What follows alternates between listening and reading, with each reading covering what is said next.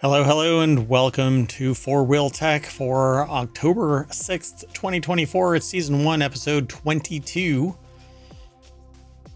Today, Mayor Watt, that's me, and the sentient AI, who will be here in a minute, are going to talk about the following 5 articles out of Gas Maserati, life-size Lego McLaren, Juicebox squeezes out a U.S. market, the V16 Bugatti Tourbillon, and, well, I fell into a hole.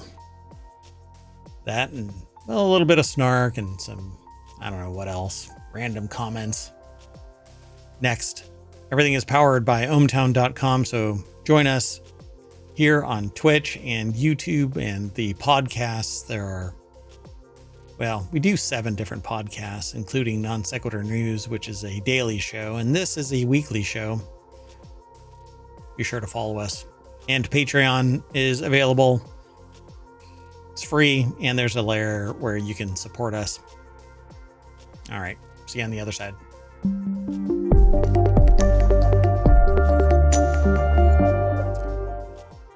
Hello, sentient AI from the future. Hello, Mayor Watt, and hello, Ohmtown citizens. Hey, that's me. Oh, wait, I am both Mayor Watt and a citizen of Ohmtown. That's okay. All right, folks, we do 5 articles now instead of 10, and it's a half-hour show, and we try to get it done in a half hour. Sometimes I soapbox a little bit much. You can get all of today's articles, the 5 that are actually in this. So over on Patreon, we're going to start posting all of the articles that are submitted, but 5 of them are going to be highlighted because that's what we talk about in the show. But so that everybody goes, well, all of these were submitted, you get to see all of the ones that may be of interest out of the hundreds, actually, nay, thousands that get aggregated into our shows. But all of the shows will have their own little niche posting that highlights all of the articles that were potentially up for discussion in all of our shows. It can get quite a list, but hey, it is what it is. So go and check it out. But follow us over on Patreon as well. If you deem this worthy of support, you can follow us on Twitch and YouTube and Patreon and download the podcast and leave a comment everywhere and tell everybody everything everywhere. Yeah. Don't keep any secrets. Anyway, let's get into this. The first article. Oh, wait. Sentient AI? Doing all right? Oh, you're tied up? I'm doing okay. We did our intros. Yeah. I'm ready to go. Okay, let's go. I rambled a little. So the first article is over on 4-Wheel Tech. That's the name of this show. Maserati Gran Turismos are running out of gas because the fuel gauge doesn't work. It says Maserati will never beat the allegations that cars built in Italy have some very strange faults. Now, the recall bug is coming for Gran Turismo and Gran Cabrio because of an issue with the fuel level display in the sports car's instrument cluster. Do you have to pay extra for that? It's a monthly service. Yeah. It scales with how much gasoline you keep in your car. It's a pretty car, but by the way, if you want all of our show notes again, !FWT for 4-Wheel Tech, and Omatron will throw the 5 articles into the channel, so be sure to click them.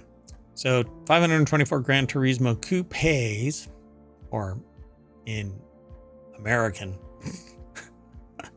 coupes, Gran Cabrio convertibles are being recalled for the fault. So how expensive is this car? So now the recall bug is coming for Gran Turismo and Gran Cabrio. A recall notice by the National Highway Traffic Safety Administration said that the body control module software for the Maserati twins may show the wrong fuel level. It doesn't take a genius to realize that that's not ideal, and apparently it can show that there's still gas in the tank even when it's bone dry.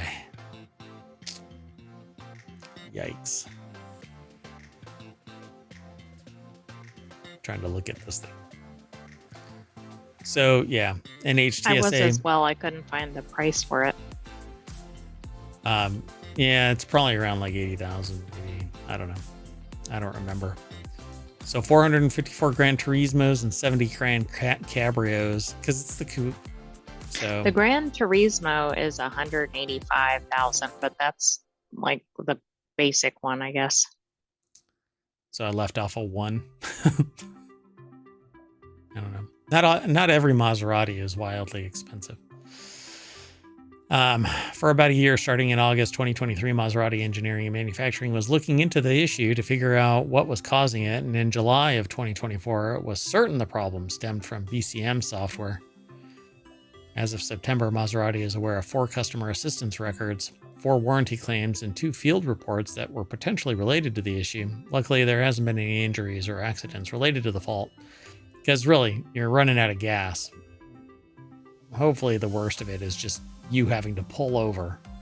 Right, but that could be kind of a problem, particularly if you're in an area that is not in an urban area. Yeah, for sure. I mean, hey, it can happen. Maserati dealers will reflash the BCM software to prevent the wrong fuel level from showing up in the gauge cluster. So I guess a calibration problem existed.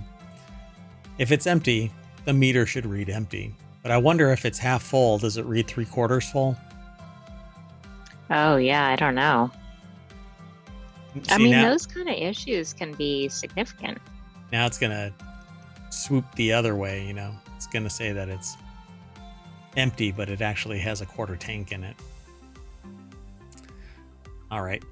Well, if you're a proud owner of a Maserati and you want to, give it away because you just can't deal with this low fuel sensor, Marijuana. Do you really want to rely on the calculations? Like, okay, you're supposed to get X amount per gallon, which you never do. Yeah, you really should just give that card to Mariwatt. Moving on. The next article is over on 4-Wheel Tech as well. Life-size Lego McLaren is track ready. The 2,700-pound car completed a 3.66 mile lap at the Silverstone circuit in England with Formula One driver Lando Norris behind the wheel. So it's not Star Wars. Correct. Very good. Oh, wow. I don't know what to say about this. A sentient AI from the future is turning into a nerd, not just a Terminator. So Nick Bunkley over at automotivenews.com or autonews.com put this article together, and that's the McLaren. I won't be able to really talk about it because I'm not logged in. See, you have to be a subscriber, and I'm not logged in. So it looks more like,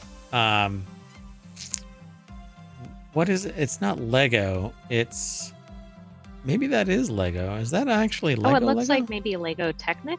Technic, yeah. Is it? Yeah, it really does. Which is a like line Technic. that they have for typically mechanical vehicles, like a construction vehicle or other things. Yeah, and it's more engineering than architectural, but can you imagine that thing actually driving down the road at hundreds of miles an hour? For crying out loud. So there it is. No, but I like it. Yeah, I dig it. I hope that they're driving it around to places. It's the replica of the P1 supercar. McLaren Automotive and Lego Group collaborated to build a drivable, life-size replica of the P1 supercar. And I can't. There's more there, I'm sure, but it's behind a paywall. You probably won't run into the problem, but I do. I hope Lego did a collaboration and has this in its Lego line. Yeah, they say it collaborated, but who knows where it actually is going to end up, right? In McLaren, the McLaren Museum or something. Let's keep moving. This next article is over in 4-Wheel Tech. Popular Juicebox EV home chargers to lose connectivity as owner quits the U.S. EVs just can't catch a break. Owners of the popular home EV chargers made by Juicebox are about to get squeezed out. They're going to lose a whole lot of its features. Its owner, the energy company Enel ENEL space X. That's just a horrible name. Maybe they need to change their name. Has just announced that it's leaving the North American market entirely as of October 11th. So 5 days, next Friday. And this is why having an EV is scary, because what if you have one of these and this is your whole plan and you live in a rural area? Yeah, you're screwed. It's basically going to turn into either power on or power off, because all of the babysitting was done by software as a service somewhere else. NLX says its strategy will be to pursue further growth by providing bundled offers, including private charging stations, to its electricity customers, as well as by developing public charging infrastructure in countries where it has an electricity retail business. And since it does not have an electricity business in the US, merely a charging hardware and software service, they're bowing out. So screw you, customers. Jonathan M. Gitlin over at arstechnica.com put this article together. The chargers will still function, but with no app scheduling or remote access. So like I said, it's going to be a simple Yeah, this will on be or totally off. inconvenient. Yeah, you won't know jack shit about it. So NLX says Juicebox residential hardware will continue to work. So if you've been using one to charge at home, you can keep plugging it in, but NLX is ending all software support. There will be no updates, and it's removing its apps, so online functions like scheduling a charge will no longer work, i.e. you're screwed. Commercial charging stations will be worse affected, according to NLX. These will lose functionality in the absence of software continuity. The company will also say that its customer support is no longer available, effective immediately, and any questions or claims should be directed to Kiss My Butt. Okay, this is bad enough in the residential ones, but can you imagine the commercial one? You're driving for 100 miles and you finally find a station and then it's completely defunct, but you may or may not know that. God, that just sucks. By the way, this was published October 2nd, so they're shutting down 9 days after their announcement. Which is unbelievable. I mean, you probably need like a 6-month announcement for something like this. Commercial enterprise is going to be hobbled. But how many of these do they have? Right? Juicebox is a very popular make of electric vehicle supply equipment, also known as an AC or level 2 charger. Dude. Yeah. Well, they suck. They should have a class action because ending at 9 days. Anyway, let's move on. Unlike the EVs that are plugged into Juicebox chargers. This next article is over in 4 Wheel Tech. Take a look at some of the wild engineering behind the V16 Bugatti Tourbillon. So the Bugatti revealed the V16 Tourbillon hybrid over the summer. We gawked at its gorgeous design, timeless interior, not timeless _exe, the Twitch streamer, but timeless interior. I'm sure timeless _exe has a timeless interior. I mean, it's one and the same, right? But probably not in a Bugatti. Maybe I don't know. That Twitch money. So timeless interior and mind-bending performance numbers, but we hadn't seen much about what it looked like under the skin. Oh gosh, this is getting dark. So I guess we're going to peel back the... Now, thanks to Harry Metcalf of the Harry's Garage YouTube channel, we're going to get a look at it. Oh, they took the cover off of this car. Well, that's unusual. So Harry Metcalf gives viewers an up closer look at the absurd engineering of Bugatti's latest hypercar. Andy Kalmowitz over at jalopnik.com put the article together.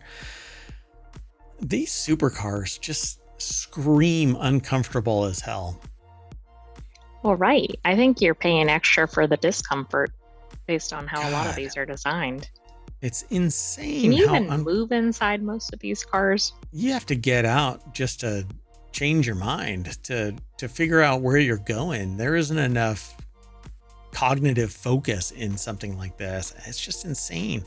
Now, I've never sat in a supercar, but I don't think I'm wowed by any of this. But I love the idea of it. But look at this thing. Shoehorn your butt into this thing. Metcalf and then got you can't get out because you're stuck in there. Yeah, exactly. 1,800 horsepower tourbillon at Bugatti's headquarters in Molsheim, France. Molsheim? France. He took a look at both the inoperable display car and the rolling chassis, which really lets us get a deeper understanding of what sort of engineering is going on into the car. There's a video, by the way, if you are interested in this. You can follow the link through ohmTown over to jalopnik.com. We only get a little snippet. This is all that we get from them. So then you can follow the source or follow that link. Either way, it takes you there. But looking at the rolling chassis, Metcalf highlights the aero and weight savings that are going on. Even though the Tourbillon has a 24.8 kilowatt battery and 3 electric motors, it's lighter than the Chiron it replaces, thanks mostly to more carbon fiber. But so it's a hybrid, which means off the start it's electric, so that you don't have to wait for the turbo or anything to So you get a build up faster torque. start. Yep. But then it turns off and goes ice from that point on. Metcalf then took us through the Cosworth built mammoth of an 8.3 liter V16 engine that revs at 9,000 RPM and the 8-speed dual clutch transmission that lives behind it. So the unit is a truly work of engineering art. Like all cars, I would say that they are to some degree an art piece. I wish that they were more modular, but I guess that's not possible. And what I don't like about cars is not necessarily these, but if something goes out, they have to take apart the whole damn thing just to get to this little part that's buried deep inside. Exactly, which means the labor costs are through the charts. And then also, it seems like the integrity of the vehicle could be in question just because they have to basically rebuild the whole car. Yeah, and it's not done at the factory. So engineers went with that rather than a skateboard style battery layout to keep weight distribution where they wanted it. Maserati did the same thing with the Gran Turismo Folgore. Anyway, Metcalf noted that the Tourbillon is actually about 1.2 inches lower than the Chiron, which is quite a feat. Yeah. Pointed out that all of the crazy aero going on that keeps the car stable at over 250 miles per hour. Where the hell do you drive this? Right, you're probably not driving it anywhere near a city. Hey, You're probably not driving it in most places in the US. I went through the McDonald's down the road and there was a Bugatti behind me. That's not In the true. drive-through? That's not true. Oh. That's a little surprising. Because that's not where you're going to find a freaking Bugatti. Moving on. This is our last article. I zipped through these because there wasn't really much to like. You were on like double time on this episode. Ripping through this. So the last article is over in 4 Wheel Tech as well. Man who fell into an 8-foot deep hole on a car dealership will be able to sue after all, as if, why wouldn't you be able to, for crying out loud? Unless this thing had signage all over the place saying, don't step here. I wonder if there was, do you think this was like the Uber Eats and the Disney Plus? Oh, like yeah. arbitration or something? I mean, I don't know. Because they bought a car 20 years ago, they still can't sue. So a Toyota dealership in Mississippi, may find out the hard way that customer safety is important if they're not in a car. A court of appeals cleared the way last month for the man's negligence suit against J. Allen Toyota of Gulfport, Mississippi to move forward.